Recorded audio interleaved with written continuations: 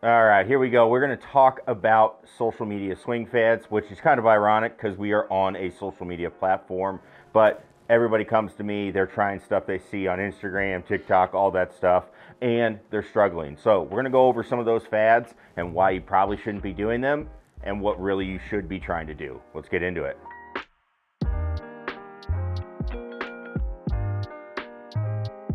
What's going on, everybody? Scott Hogan. We are here. We're going to talk about a couple of big social media fads here in just a sec. Before we do that, make sure you click that subscribe button if you're not a subscriber already. And again, we have our $25 swing analysis going on. Link is down in the description. Do not miss out on that. So let's get into some of these social media swing fads because, again, I think there's a lot of things that people do to try to take advantage of golfers and kind of where their swings are at. And they just say, all right, make it look like this. And they do that, but people still can't hit functional shots. And I know I've tried some of them, gone to some and tried to hit the ball, and you just can't do it. It doesn't really jive with what the human body's supposed to do. So let's talk a little bit about some of those things, and let's get into what is really going on as you're going through to hit a golf shot. All right, swing fad number one is going to be laying the shaft down, okay? So this would also be somebody that says, hey, I need to get shallow when you are hitting the golf ball. So what does that mean? Well, when people go back to hit the ball, most people come down, the club shaft is standing up, something like this. In reality, they're trying to get something that lays down a little bit more as they go through. Now, here's what I see when people come to me and they say they're trying to do this and they really are struggling. The reason this doesn't work is because when they go through, they go back and then they try to lay the shaft down. What happens is this trail shoulder, actually I had to unkink it there because it kind of hurts to do it, but it actually internally, it's going to kind of rotate in and your arm rotates in, okay? But then the shaft is pitched back here, okay? So a couple of things. One, your hands are out over the ball, but two, when you're going to hit it, the club is all the way back over here and you don't really know how you're going to get it to the ball, right? So there's a lot of talk about, hey, I could bend, I could get through. Those things you could maybe do, but then if you did that, you would have to crank the club shut with your wrist, which then puts a lot of stress on your wrist. A lot of people I have, they complain about wrist pain when they're doing this. That's not going to work. And this is what also would happen. Because you've kind of got this shoulder already kind of kinked forward, you're kind of bending it back with the club, you don't have anything else to get the club down to the ball. So what do you have to rely on? You kind of go here and you have to use your wrists. Well, when we look at how that looks, if you're somebody that flips, guess what? We definitely don't want to get this club into this laid back position with this shoulder in a bad spot because you're going to have an issue. So what I like to see people do instead is, instead of thinking about laying the club down, I want you to be able to move your trail arm in a way that when it comes down, it's actually in this almost laid back position. Some might call it external rotation. It's actually more in your arm. That's where you're getting this, so that is rotating. But you're coming down and that is going to be rotated back, which then helps the club come down anyway on this side. But you'll find that you actually aren't even trying to lay the club down. You're going to be trying to get the club to travel out to the ball.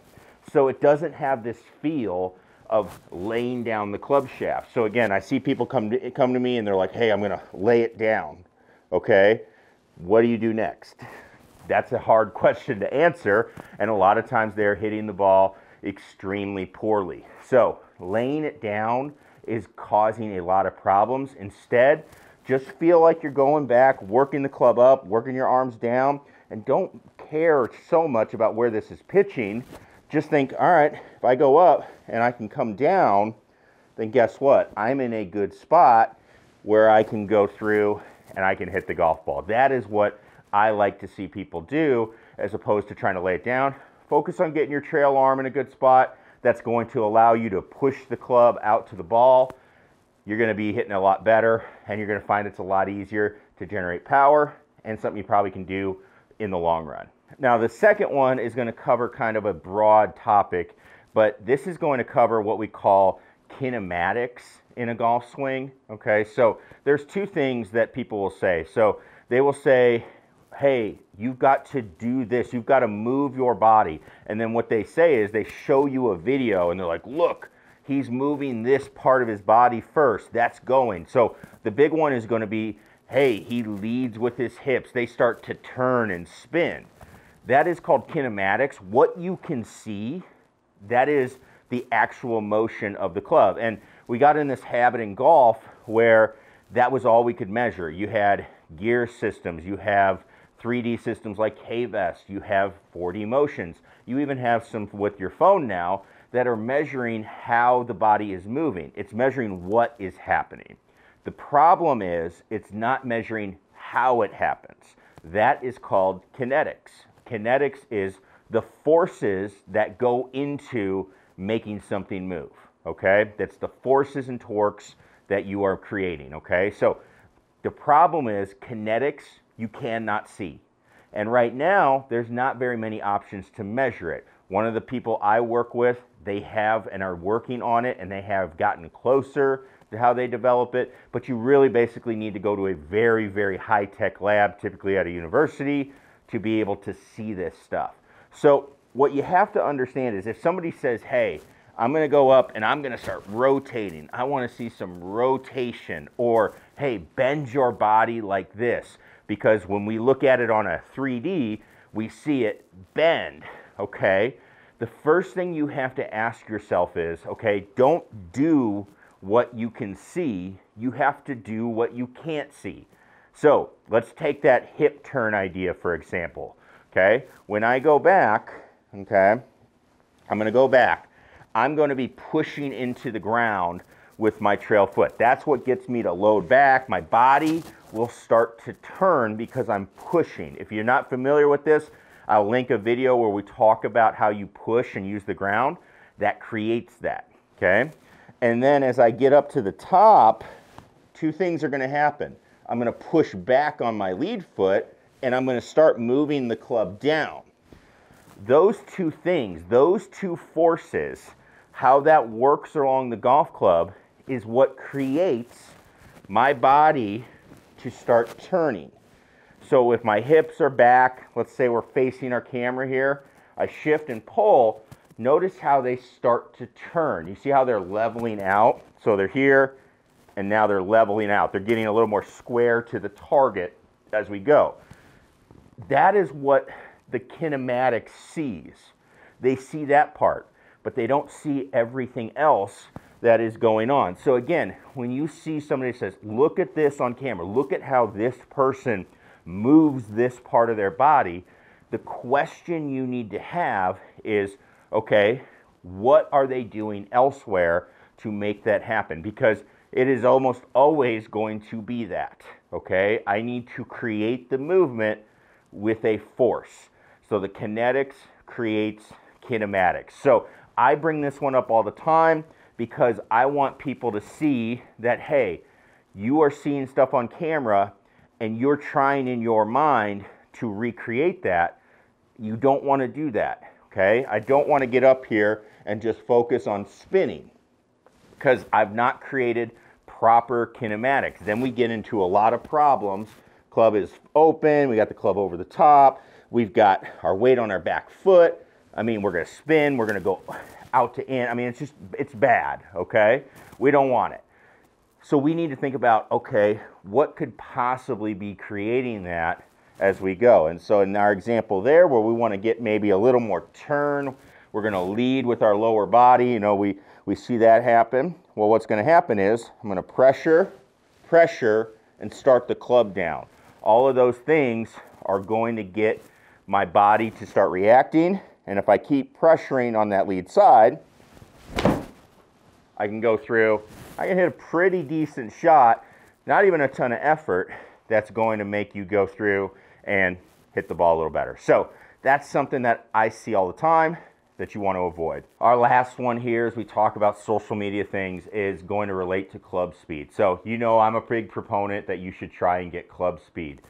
But one of the big things that is going on right now is length of backswing. You need to get your backswing longer to be able to swing faster and hit it farther. So this one's tricky because there is an element of truth here, okay? Typically, if you can swing it longer, you can make the club travel faster. You have more time to generate more speed. Here is the issue though. You have to swing longer correctly.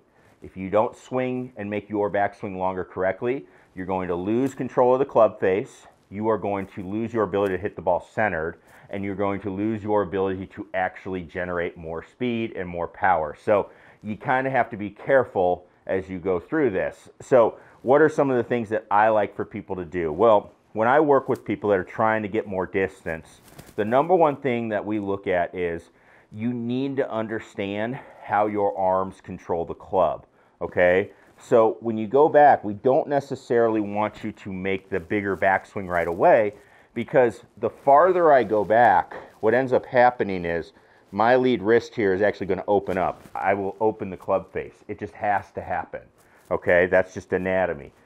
So what I like to see people do is I like for them to understand how to generate power from a short swing first. So when I go back, if you can't make a swing where you feel like you bring it back halfway and then you can put some power on it, that's an issue. You should be able to do that and hit a decent shot. So we do what's called the half swing drill, okay? Feel like you bring it back halfway and then go through and hit it as hard as you can. So something like that, okay? When we do that, we're looking for a couple of things. Do you understand how to shift and put pressure in the ground with your feet? Can you maintain balance? Can you get the order of things correct?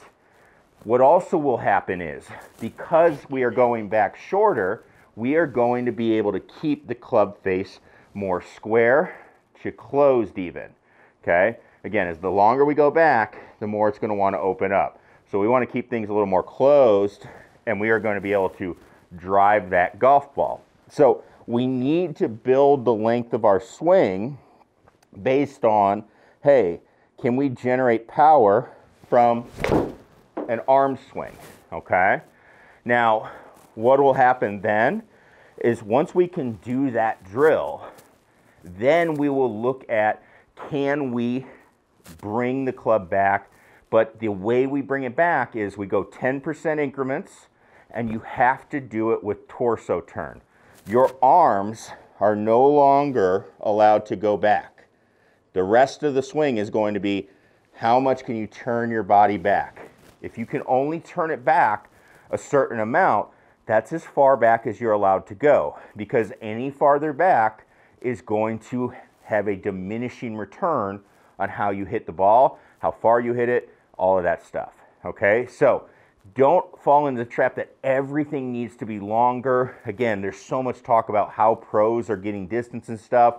A lot of them are adding length to their backswings, getting some more body motion, but it takes a lot of work. And again, they are doing it in a way that is correct, where they are not sacrificing some other things that we need to do. So a social media fad that I think is good in the sense that I do think people should try to hit the ball farther. I've obviously talked about that here on the channel, but you need to do it in the right way.